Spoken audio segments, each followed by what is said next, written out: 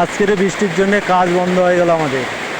ব্যাপক পরিমাণে বৃষ্টি হচ্ছে, মাটি লেভেলের কাজ ছিল। আর একটা ভাইব্রেশন মেশিনটা আনা হয়েছিল, এই বৃষ্টির জন্য আমরা আর কাজ করতে পারলাম না। এই যে মেশিনটা রাখা আছে, একেবারে মেশিনটা রাখা আছে ভাইব্রেশন মেশিন। ব্যাপক পরিমাণে বৃষ্টি হচ্ছে।